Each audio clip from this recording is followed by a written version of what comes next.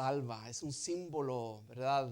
Un símbolo de alguna manera vacío, porque Cristo Jesús ha resucitado y hoy venimos a, ¿verdad?, a celebrar que efectivamente ha resucitado. De hecho, les insto, hermanos, a que mantengan estas enseñanzas a la mano, porque en verdad la obra de la cruz es un tema que debe estar siempre ¿verdad?, a la mano, porque nuestra fe es definida por la obra de Dios a través de la cruz en Jesucristo.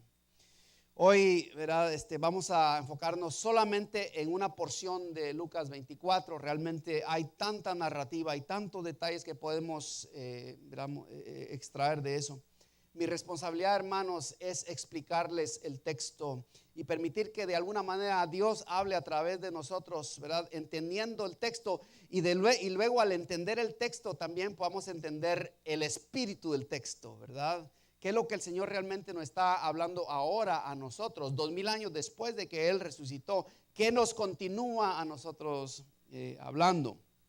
De hecho, el domingo por la mañana, ¿verdad?, hoy, hace 2000 y tantos años, hoy celebramos que unas mujeres se levantaron temprano, muy de madrugada. Dice que se levantaron aun cuando el sol no había salido. Se levantaron las mujeres, tomaron especias aromáticas, fueron al sepulcro, ¿verdad?, y encontraron la piedra vacía, o sea, piedra removida y el sepulcro vacío. ¿Se imaginan ustedes? ¿Se imaginan ustedes que ustedes entierren a un ser querido y de repente van un día a visitar, ¿verdad?, el lugar donde está ese ser querido y lo encuentren abierto? ¿Qué harían ustedes? ¿Sería chocante o sería, verdad? Es cierto, o sea, no, inmediatamente pensar, ¿y dónde pusieron el cuerpo? Pues esa fue la misma reacción de estas mujeres. Nos cuenta ya al principio del capítulo 24. No estaba el cuerpo.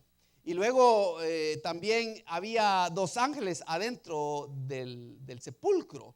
Parece ser que aunque a veces nos pintan, digamos, un cuadro de una cueva en la cual Jesús está, digamos, a la puerta de la cueva, en realidad esta cueva, la puerta parece ser que no era tan alta. Era quizá, yo diría, unos 1 metro, digamos, máximo de altura, ¿ok? Donde solamente cabía el cuerpo y las personas que entraban y lo colocaban. O sea, no era lo que a veces tenemos en la cabecita, ¿verdad?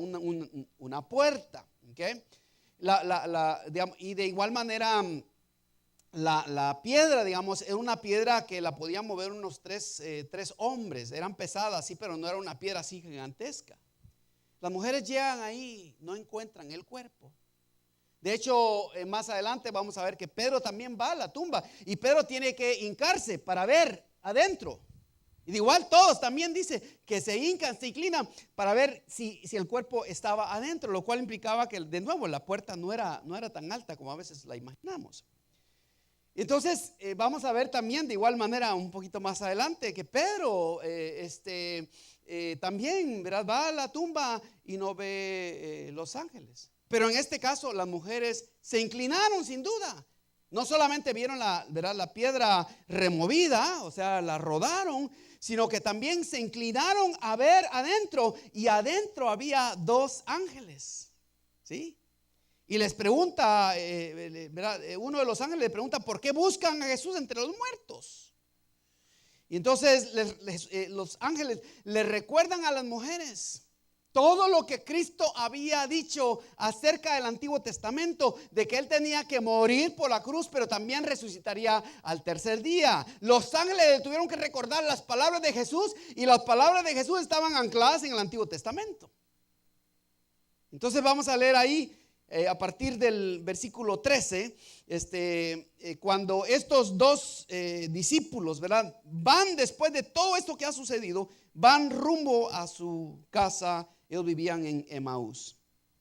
Lucas 24:13 dice: he aquí 2 de ellos iban el mismo día a una aldea llamada Emaús, que estaba a 70 estadios de Jerusalén. Esto es aproximadamente 7 millas de distancia. 14, e iban hablando entre sí de todas aquellas cosas que habían acontecido. Sucedió que mientras hablaban y discutían entre sí, Jesús mismo se acercó y caminaba con ellos. Ahora, noten por favor que ellos no le habían no habían descubierto, no les había caído el 20, ¿verdad? De que era Jesús. Ahora algunos dirán, ¿cómo es que no pueden, cómo es que van a caminar y Jesús no lo habían, ¿verdad? No habían entendido que era Él? Bueno, en aquel tiempo, hermanos, la gente no tomaba el bus como nosotros, ¿verdad? Y si tenían dinero, un burro, pero en este caso dice que ellos caminaron hacia Emaús, que era una aldea 7 millas, digamos, al sur de Jerusalén, rumbo a Jericó. Entonces, mientras ellos iban caminando, Jesús se une a ellos. Ahora, era costumbre de aquellos tiempos de que alguien que caminaba, digamos, un largo trecho, se unía a un grupo de gente sin tener que preguntar, ¿puedo caminar con ustedes? No, solamente se unía y caminaba con ellos por razón de seguridad.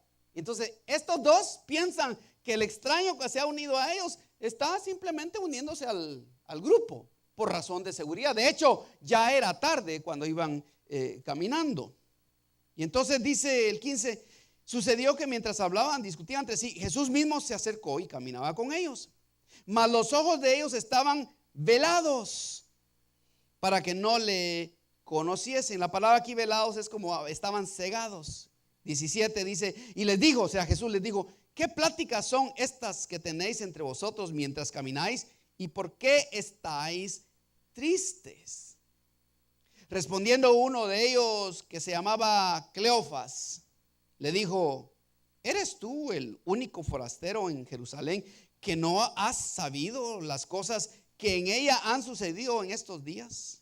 Entonces él les dijo, ¿qué cosas? Haciéndose el desentendido. Y ellos le dijeron, de Jesús Nazareno, que fue varón profeta, poderoso en obra y en palabras delante de Dios y de todo el pueblo. Y cómo lo entregaron los principales sacerdotes y nuestros gobernantes a sentencia de muerte y le crucificaron. Pero nosotros esperábamos que Él era el que había de redimir a Israel. Y ahora, además de todo esto, hoy es ya el tercer día que esto ha sucedido. Aunque también nos han asombrado unas mujeres que entre nosotros, las que antes del día fueron al sepulcro. Y como no hallaron su cuerpo, vinieron diciendo que también habían visto visión de ángeles, quienes dijeron que Él vive. Y fueron algunos de los nuestros al sepulcro y hallaron así como las mujeres habían hecho, pero a él no le vieron. Pausemos un momentito ahí, es muy importante. Fíjense que la mayoría de gente no cristiana sabe que hoy los cristianos celebramos la resurrección. Bueno, algunos ni siquiera saben que celebramos la resurrección. Lo que algunos celebran es el conejo y los huevos. Hoy en la tarde usted va a un parque y van a ver un montón de chirices ahí corriendo buscando un huevo porque piensan que los conejos ponen huevos, ¿verdad? Que es una, ¿verdad? Es una fábula. Pero qué interesante que la gente hoy día prefiere creer una fábula. ¿Por qué? Porque el conejo no les dice que son pecadores, ¿verdad? Sí. El conejo no les dice que son pecadores. El conejo tampoco les dice que no tienen esperanzas. Y por eso van y hacen toda esta cosa. Hay padres que todo el fin de semana andaban con niños. Yo me di cuenta, unos papás con su canasta, ¿verdad? Si usted no sabe eso, ni pregunte, porque, ¿verdad? Pero hay padres que andaban con su canasta, con sus niños, ¿sí? Todo el fin de semana, buscando. ¿Por qué? Porque se estaba preparando para hoy domingo. O sea, la gente celebra, sí, celebra, pero no celebra lo mismo. No celebra, digamos, la Pascua como nosotros. No celebra la resurrección como nosotros. Están demasiado ciegos para ver el significado del domingo. Esto es precisamente lo que le sucedió a esta pareja rumbo a Emaús. De hecho, algunos expertos creen que era marido y mujer. El lenguaje, digamos, en lo original no nos dice, nunca usa, digamos, un género específico, excepto acerca de Cleofas, que era varón, obviamente, porque dice, usa la conjugación varonil. Pero del otro o de la otra discípula no se menciona específicamente. Entonces, pudiéramos pensar quizá que era hasta una pareja. Y les voy a explicar más adelante por qué. Entonces, empezamos con una pregunta bien básica. ¿por qué la gente no ve a Jesús? ¿Por qué la gente no ve a Jesús? Fíjense que hay un paralelismo entre lo que sucedió con estos dos discípulos rumbo a Emaús y lo que está sucediendo ahora con el mundo. ¿Okay? Ellos también, aunque habían visto al Señor en vida antes de que fuera a la cruz, estos estaban familiarizados con el ministerio de Jesús.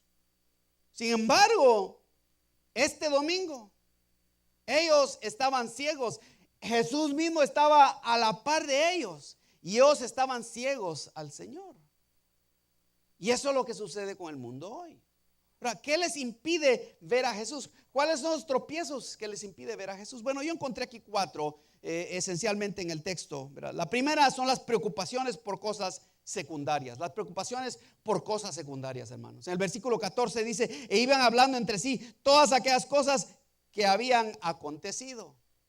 Ellos estaban más preocupados de los acontecimientos que realmente de la resurrección de Jesucristo. Ahora noten por favor que ellos estaban, digamos, de alguna manera estaban compartiendo, digamos, la desesperanza que ellos tenían. ¿Por qué? Porque ya como antes leímos, ellos esperaban que este fuese el Mesías. Y después de 3 días dice que ellos ahora habían perdido la esperanza y la fe, porque no lo habían visto personalmente. Sin embargo, aquí venía a la par de ellos. El peor ciego es el que tiene la solución enfrente, pero la tiene tan cerca que no la ve. ¿Sí? Ese es el peor ciego.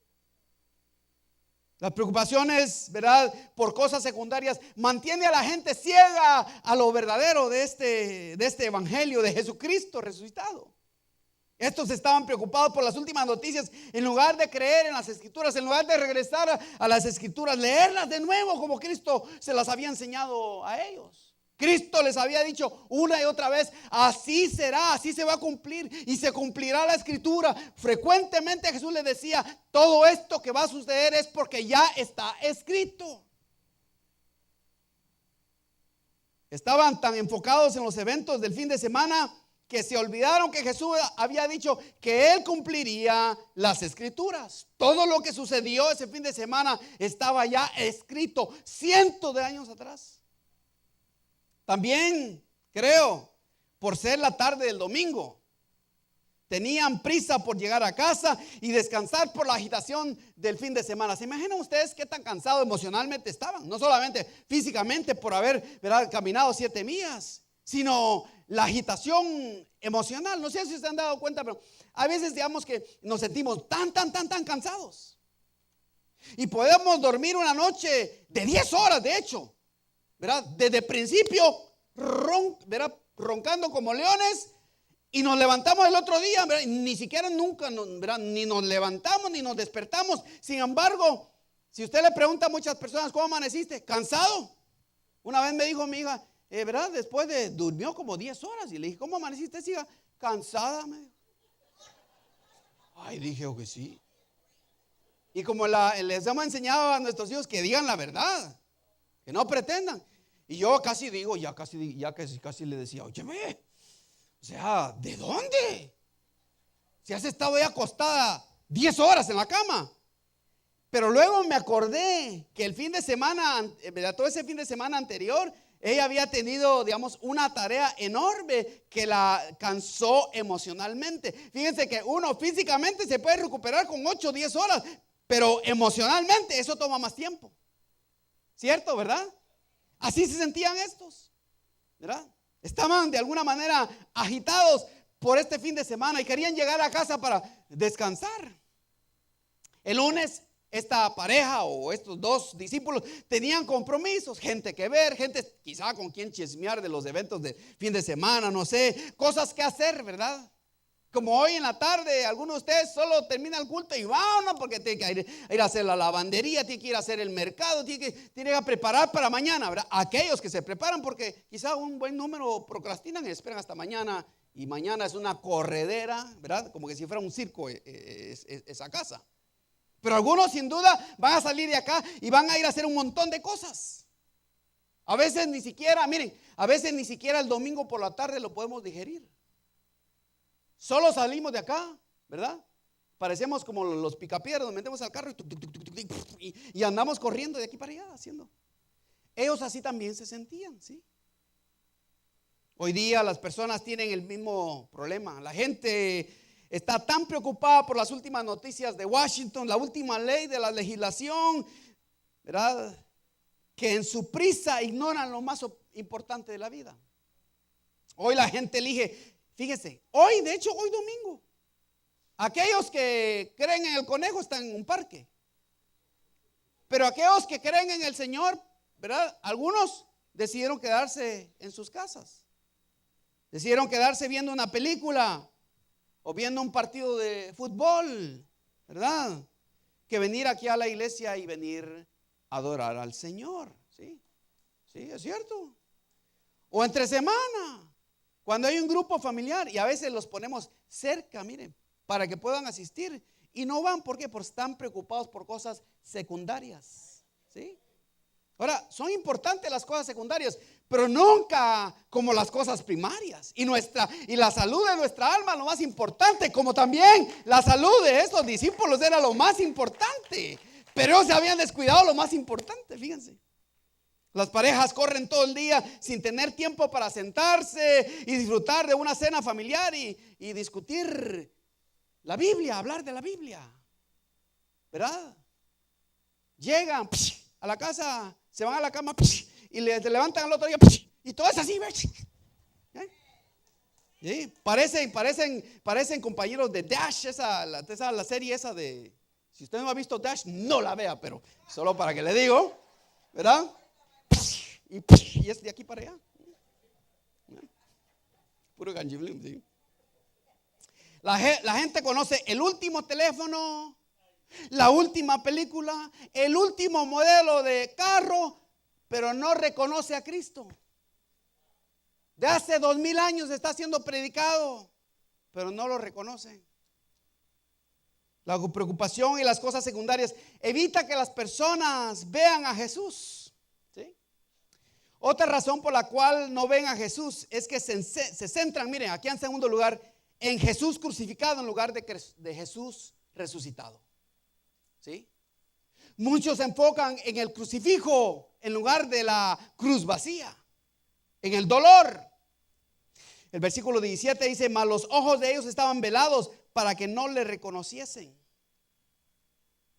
No reconocieron a Jesús porque no lo estaban buscando. Esta pareja no lo reconocieron, porque ellos no fueron a Emaús pensando, ay, las mujeres dijeron que estaba resucitado, quizás nos aparezca a nosotros. No, esto, ¿verdad?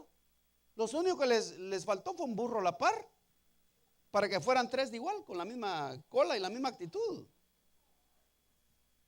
¿Sí? No reconocieron a Jesús porque no lo estaban buscando, tampoco lo esperaban ver, fíjese.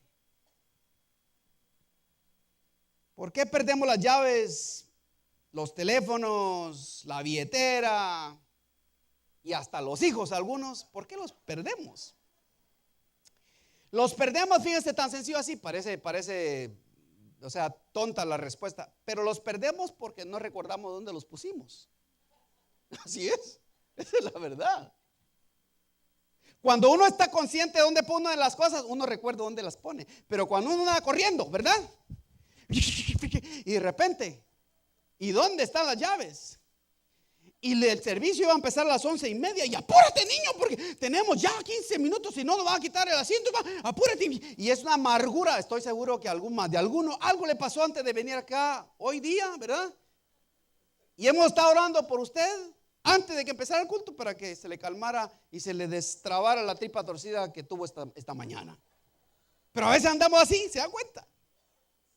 No, o sea, perdemos las cosas y no recordamos dónde están, precisamente por eso, porque no recordamos dónde las pusimos. Estamos despistados haciendo otra cosa.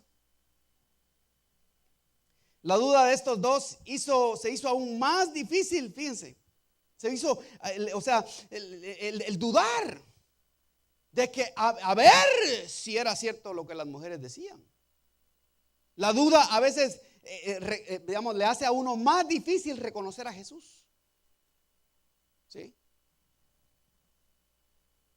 Así como la mayoría de las cosas que perdemos están a la vista, porque en realidad después que encontramos las llaves decimos, ay,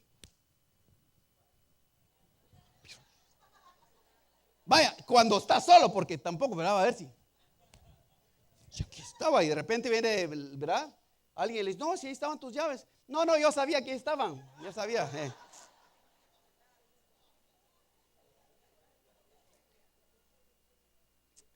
Sí, parece que nos parecemos, ¿verdad? Sí.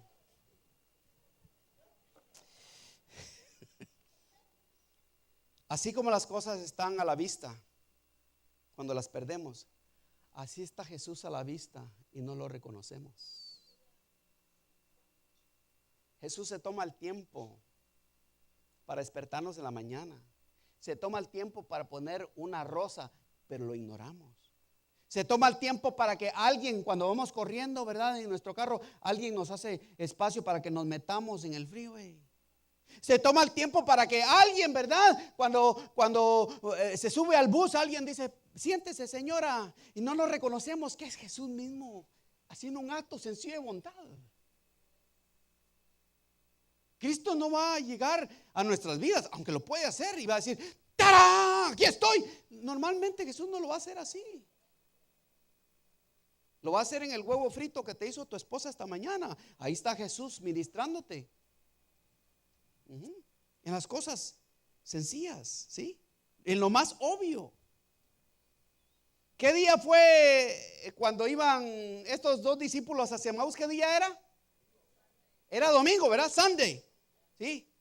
Era domingo. De hecho, si ustedes leen el versículo primero, el versículo 1, dice que el primer día de la semana fue que fue cuando ellas fueron al sepulcro, el primer día de la semana. Ahora, para nosotros, fíjense, como latinos pensamos que normalmente el primer día de la semana es el lunes, ¿verdad? En realidad, el primer día es el domingo. Y entonces sucedió en el primer día. Ahora, miren pues, ¿qué descubrieron las mujeres el domingo por la mañana? ¿Qué descubrieron? En los versículos 22 y 23 lo dice. ¿Qué descubrieron? Esencialmente dos cosas. ¿Qué descubrieron? El sepulcro, ¿qué? Vacío. ¿Y qué más? Había dos ángeles, ¿sí? Estas mujeres se tomaron el tiempo, no como Pedro, y se fue de regreso, no vio a los ángeles. Pero estas mujeres, mire, vieron y ay. Y vos podés creer que el cuerpo no está ahí, fíjate. Saber dónde eran la María y la Marta, no sé dónde. Y luego viene la otra y dice, sí, dice, oye, ahí hay dos tipos que brillan, les sale luz del rostro, ¿ya los viste? Y ¿se imaginan ustedes? Ellas se tomaron el tiempo por lo menos para curiosear un poquito más. Si Cristo no estaba ahí, había alguna pista acerca de que Cristo ya no estaba ahí. ¿Cuál era la pista? Estaban los dos ángeles. Se encontraron el sepulcro vacío.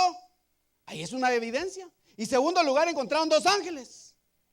Ahora, fíjense que estos dos discípulos, o sea, Cleofas y su compañero o su compañera, si eran esposos, digamos, lo sabían porque ya lo habían oído. Nos contaron por ahí, nos chismearon de que unas mujeres fueron al sepulcro. Pero uno de nosotros, o sea, un cuate de nosotros, se fue también allá al sepulcro. Y Pedro también, y sí, o sea, nos consta que el sepulcro está vacío. Pero todavía no creían. ¿Cómo sabían que las mujeres decían la verdad? ¿Cómo? Porque algunos apóstoles fueron al sepulcro también y confirmaron el mismo testimonio de las mujeres, excepto que en este caso estos no se tomaron el tiempo para ver realmente adentro y ver los dos ángeles. Porque estos mismos ángeles le aparecen a todos después. Hasta por jardineros los confunden, imagínense. El testimonio de la resurrección de Jesús, hermanos, es abrumador, o sea, satura. Y de hecho, es más, no solamente, ¿verdad? Hay tanto testimonio acerca de su resurrección, pero la evidencia de la resurrección de Jesús estaba intensificándose. Cada momento, cada minuto que pasaba, se intensificaba más. Los dos discípulos rumbo a Emaús no veían a Jesús simplemente porque no lo estaban buscando, ¿sí?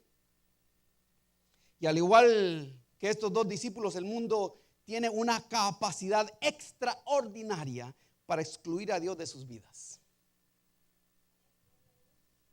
Tienen una venda precondicionada para ignorar a Cristo a pesar de que Jesús se les está revelando diariamente.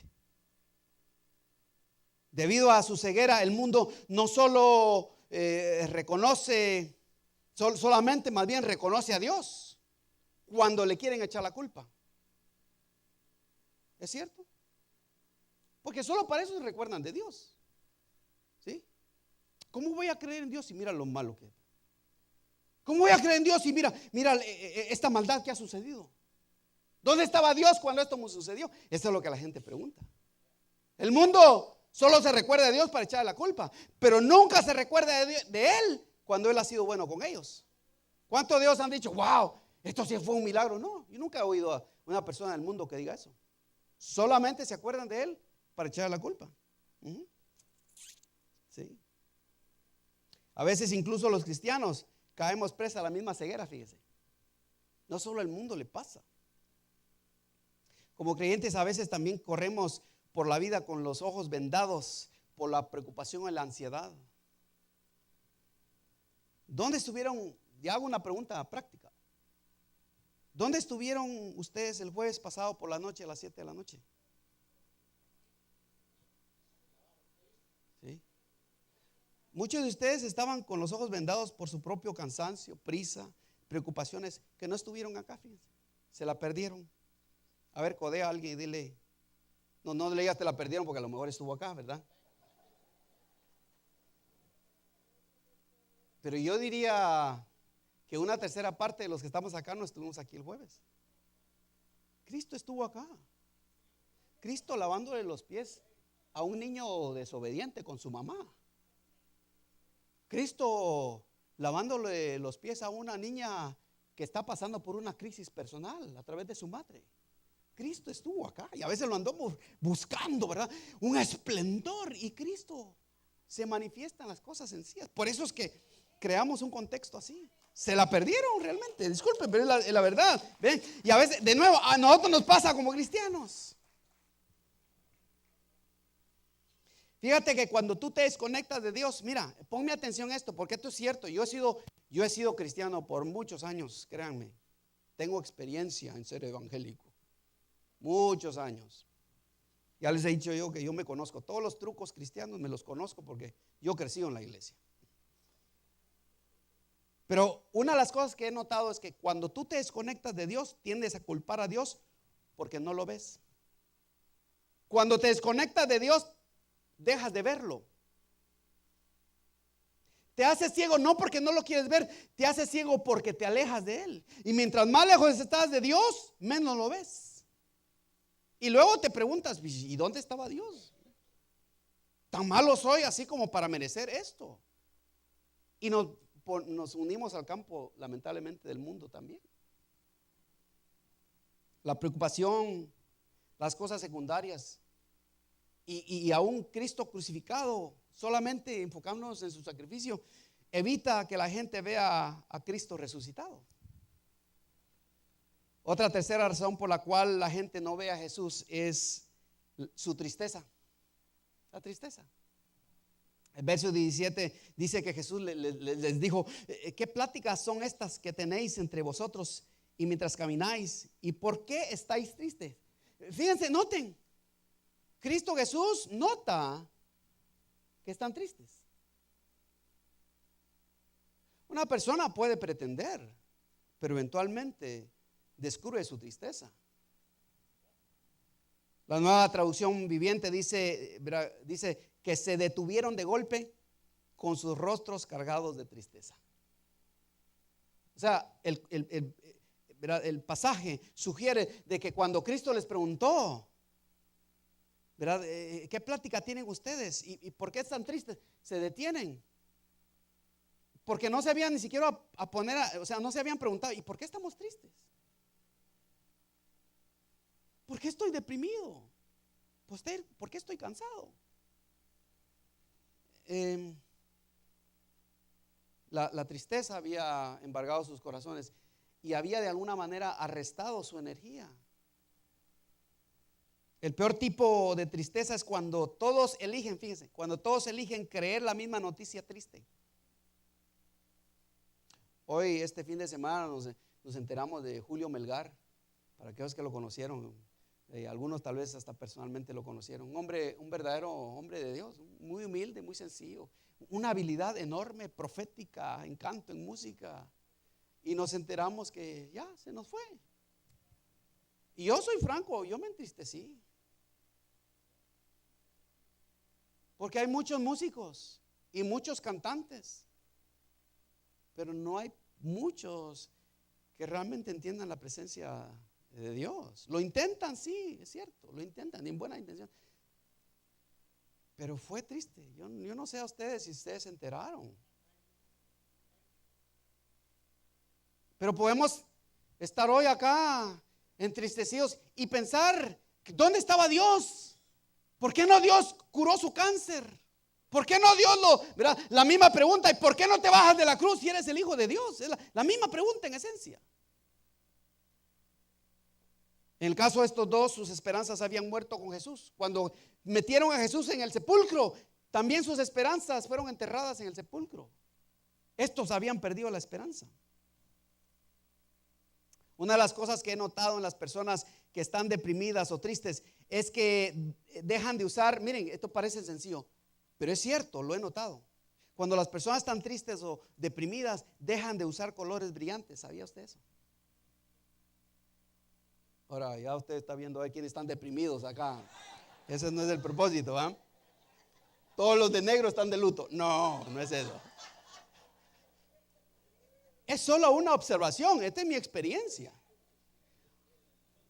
Bueno, la próxima vez que tenga cita conmigo, traiga lo que usted quiera, ¿va? Pero no venga a pretender con color brillante. Pero digo, es algo que he observado yo.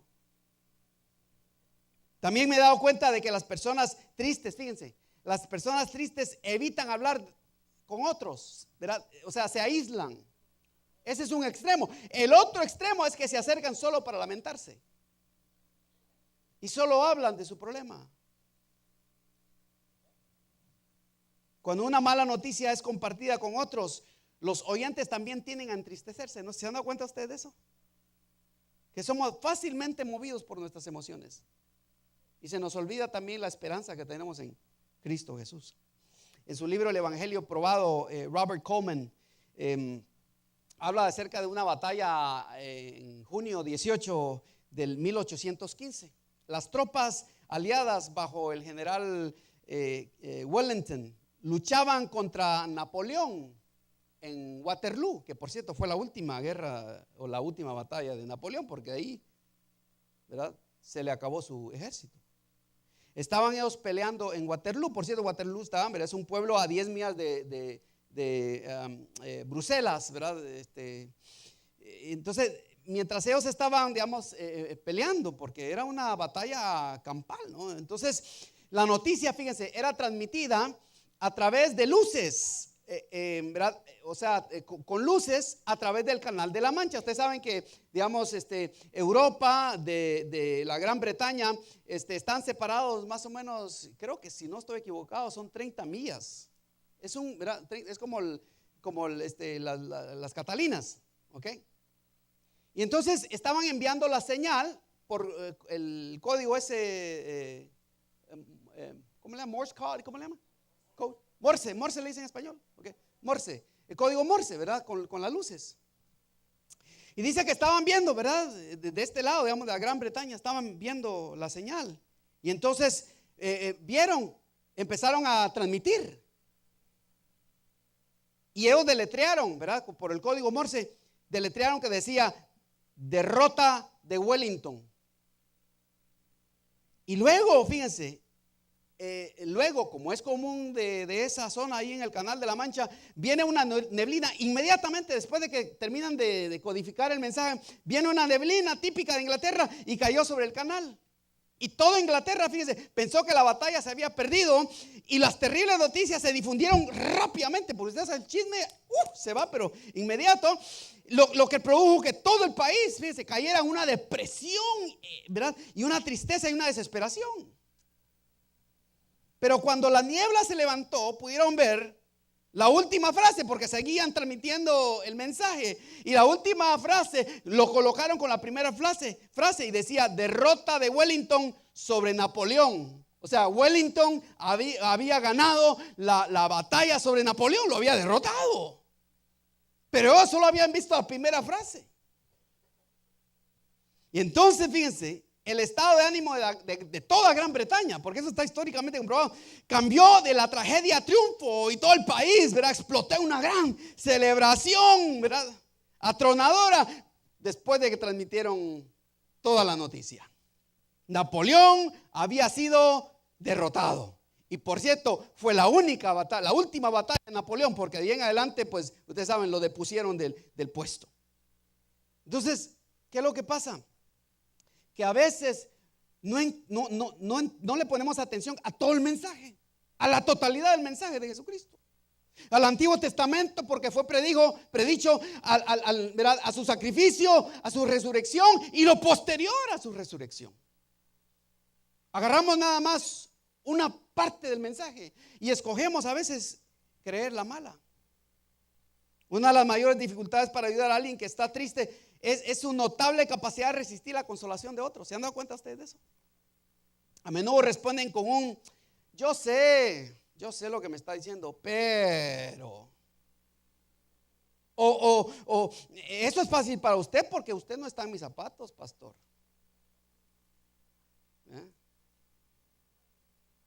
Filtran la noticia triste, fíjese, y cuelan la esperanza.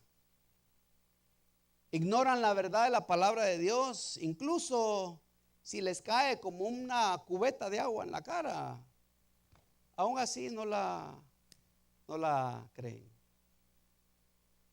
La preocupación, las cosas secundarias, Jesús crucificado y la tristeza evitan que el mundo vea a Jesús. Pero hay una cuarta razón: una actitud incrédula.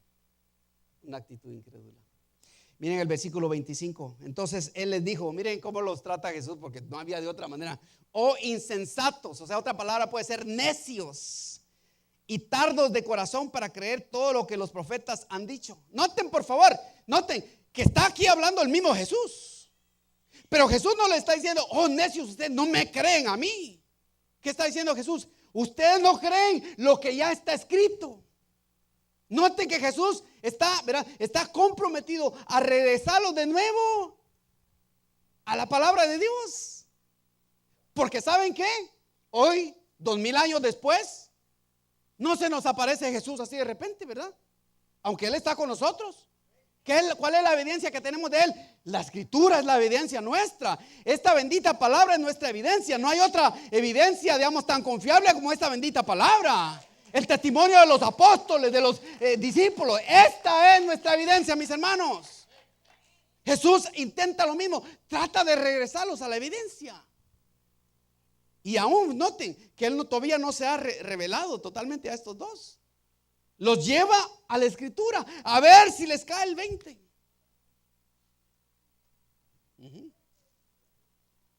No me sorprende entonces que algunas personas vienen a la iglesia sin esperanza y luego se van sin esperanza. ¿Por qué? Porque no creen en la evidencia de la Escritura. Está esperando que este predicador venga y le saque un conejo del sombrero, ¿verdad? Kind of like that, you know. O sea, un acto así que los deje anonadados. ¡Oh! ¿Verdad? Mientras los dos discípulos habían oído que Jesús estaba vivo, fíjense. Ya ellos habían oído de que Jesús estaba vivo. ¿Por qué? Porque oyeron. De hecho, hablaron con las mujeres. ¿Y vos qué viste allá, pues? Y la otra, como era mexicana, le dijo, mira tú, le dijo. O sea, hablaron con ellas. Sin embargo, optaron por albergar una actitud pesimista, fíjense. Como Eeyore, ¿verdad? Hoy está tan oscuro. ¿Sí? Para ellos la noticia de la resurrección de Jesucristo era demasiado poderosa como para que fuera verdad. Too good to be true, dice en inglés, ¿verdad? Entonces, fíjese, Jesús los reprende por su actitud de incredulidad. O sea, Jesús les dice: ustedes no me ven porque son incrédulos, son necios. Que ya les he dicho, ¿verdad?, que todo lo que ha sucedido estaba escrito acerca de mí. Pero están esperando por la próxima noticia en lugar de regresar lo que ya se dijo. ¿Saben qué? ¿Saben ustedes que incluso después de que Colón descubrió América, la mayoría de científicos creían que la Tierra era plana? ¿Sí? Porque todos creían que era plana y en algún momento todos los barcos que desaparecían era porque se acercaban demasiado a la orilla y caían. Esa era la manera que ellos pensaban. Pero aún cuando Colón vino a América y regresó con el reporte, no le creían que la Tierra era redonda. Unos años atrás, después de que Colón viniera a América, Fernando de Magallanes, que era portugués, por cierto, le da la vuelta a todo el mundo. Y dice que todos los que iban con él iban con miedo porque sentían que en algún momento se iban a caer ¿verdad? Pero Fernando creía que la tierra era redonda y le dio vuelta a toda la tierra. Mire, y donde quiera que pasaba, compraba y llevaba cosas. Y regresó a Portugal y les mostró todo, porque se vino rumbo a las Américas. Dio vuelta por allá al sur de Chile. Le cruzó todo el Océano Pacífico. Regresa de nuevo a Portugal. Y con todo, ¿saben qué? No le creyeron. ¿Sí? Años más tarde aparece un italiano llamado Galileo Galilei con un lente así, ¿sí? Un telescopio. Galileo, que es muy famoso por esta frase, él dijo: no me siento obligado a creer que el mismo Dios que nos ha dotado de sentido, razón e intelecto ha intentado que renunciemos a su uso.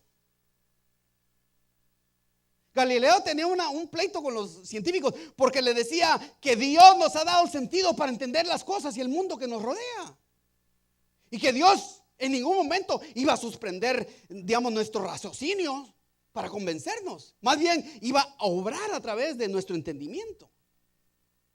Galileo les demuestra que la tierra es redonda. ¿Por qué? Porque con su telescopio mira la luna, mira Marte y mira otros planetas y les dice: la tierra tiene que ser redonda. ¿Por qué? Porque miren, los planetas se van moviendo. O sea, la tierra tiene que girar alrededor del sol. Y en aquel tiempo los científicos decían: no, el sol gira alrededor de la tierra. Y la tierra es plana. ¿Sí? Se supone que pasaron aproximadamente 200 años después de que Colón descubrió América para que realmente la gente empezara a creer: no, sí, la tierra es redonda. Cualquiera de ustedes lo sabe, ¿verdad? Pero en aquel tiempo la gente estaba tan empecinada en creer que la tierra era plana. Los dos discípulos tenían evidencia de que Jesús había resucitado. El problema era su actitud insensata e incrédula. ¿Sí? Habían perdido la esperanza. Tal vez tú estás acá y piensas que la tierra es plana, o sea, que Jesús resucitó, pero no te aplica a ti. Hoy muchos simplemente no creen que Jesús se puede revelar a ellos. No creen en la revelación personal de Jesucristo. Saben que yo soy curioso, yo leo de todo. Y cuando voy con mi hijo le pregunto cosas de la ciencia, de química, porque me encanta leer. O sea, soy curioso, le soy franco, soy curioso, me encanta, ¿verdad? Pero ¿saben qué? Todo lo que leo es fascinante. Pero cuando leo la palabra de Dios, hay algo diferente acerca del texto de la palabra de Dios que me mueve. Que no solamente, verán, mueve mis pensamientos, mueve todo mi ser, todas mis emociones, mueve todo mi espíritu, me mueve algo diferente y nuevo. ¿Se dan cuenta? Y esa debe ser nuestra esperanza, no simplemente estar acá, ¿verdad? De domingo a domingo sobreviviendo. ¿Cómo estás? Sobreviviendo, ¿verdad? Cristo ha resucitado, no está en la tumba más. Y el poder que levantó a Jesucristo entre los muertos también te puede levantar a ti, mi hermano y mi hermana. A ti también, amigo y amiga. Ese mismo Jesús te puede levantar. ¿Sí?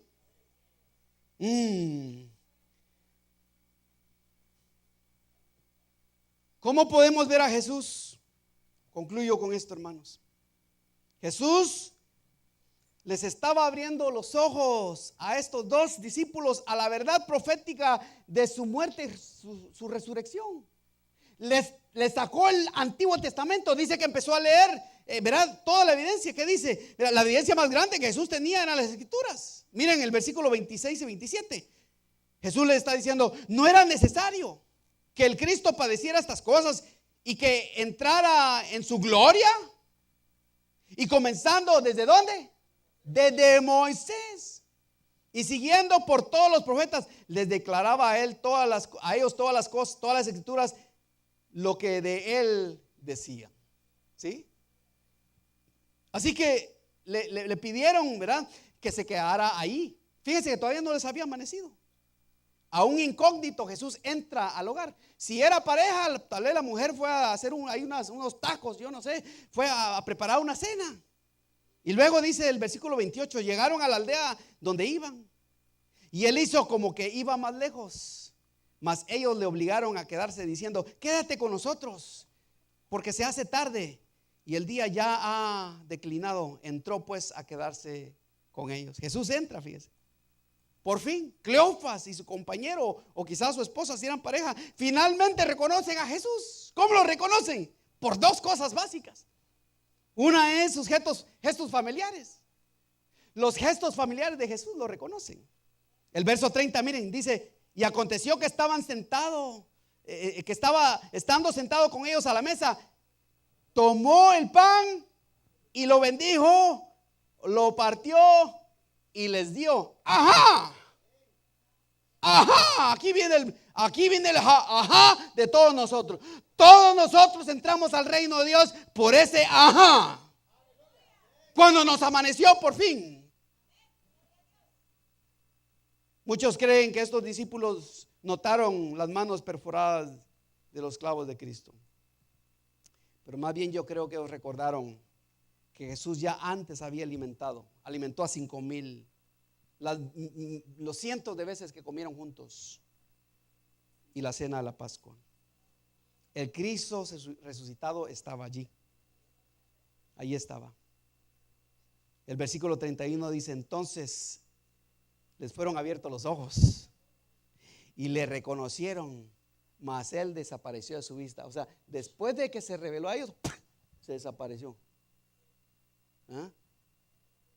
Al igual que estos discípulos, hermanos, cuanto más tiempo pasamos en la Escritura y en oración, más lo conocemos, más nos acercamos a Él, más entendemos su presencia, más entendemos su amor. Y segundo y último, hermanos, al igual que los discípulos, debemos buscar su reconocible presencia, hermanos. Debemos reconocer su reconocible presencia. El 32 dice: y se decían uno al otro: ¿no ardía nuestro corazón en nosotros mientras nos hablaba en el camino y cuando nos abría la Escritura? Creo que estos debieron haber contado la historia una y otra vez. Cada vez que había noche de testimonio, ahí iba Cleofas con su compañero a contar de nuevo la historia. De hecho, en la única ocasión cuando son mencionados, fueron sus 10 minutos de fama, porque de ahí ya no se oye más de Cleofas. Lo cual para mí significa que Cristo va hasta la persona más pequeña para revelarse. Sus corazones estaban en llamas. El verso 33 al 35 concluye así, dice: levantándose a la misma hora, volvieron a Jerusalén y hallaron a los 11 reunidos y a los que estaban con ellos, que decían: ha resucitado el Señor verdaderamente y ha aparecido a Simón. Entonces ellos contaban las cosas que habían acontecido en el camino y cómo le habían reconocido al partir el pan. Aquí había otros 2 testigos. Ahora ya Pedro estaba convencido. Tomás también había tocado sus manos. Y ahora estos dos se unían también al coro de testigos de que Jesucristo efectivamente había resucitado. Y hoy declaramos de que Jesús está resucitado. No está muerto más. Cuando el corazón arde por Jesús, hermanos, miren, olvidamos todas nuestras preocupaciones, las cosas secundarias, el dolor de la cruz, inclusive la tristeza, la olvidamos, sí. Este fuego, hermano, nos mantiene alejados de todos los pecados y las adicciones sexuales. Este fuego nos mantiene alejados de la codicia y el materialismo. Este fuego nos mantiene alejados de la duda y de la depresión. Los hombres y mujeres que tienen un corazón ardiente son personas que reconocen a Jesús como su Salvador y su Señor. Y saben que en Él tienen la esperanza, la única esperanza para esta vida y la otra. Los hombres y las mujeres que están en fuego permiten que el poder de Cristo les dé, ¿verdad?, vida en sus emociones, vida en su intelecto, vida en su cuerpo, vida en su espíritu. Cleofas y su compañero, hermanos, estaban en fuego rumbo a Emaús y regresaron ese mismo día de regreso para Jerusalén. ¿Por qué? Porque su fuego, ¿verdad?, ese fuego había quemado toda la hojarasca, todo lo que les impedía ver al Señor. Quisiera que se pongan de pie, por favor. Y quiero hacer una invitación antes de concluir, hermanos. Quisiera invitar a algunos. Miren, hoy es domingo y hoy celebramos la resurrección de Jesucristo. Porque, hermanos, sin su resurrección, sin la cruz, sin la resurrección, no estuviéramos aquí. Y vamos a terminar acá con unos cantos de celebración. Y quisiera invitar que pasen acá frente. Tal vez si tú estás triste, pasa acá y alaba al Señor. Si estás alegre, pasa acá de igual manera. Si simplemente quieres venir a alabar al Señor, ¿verdad?, como para concluir este tiempo, pasa de igual manera. Este es un momento, hermano. Esta es una fiesta porque Cristo Jesús ha resucitado. No está muerto más, ¿verdad? Ya no está en la tumba ni en el sepulcro. Buda todavía está en el sepulcro. Mahoma todavía está en el sepulcro. Pero Cristo ha resucitado para la gloria del Padre. Gloria al Señor. Amén. Aleluya.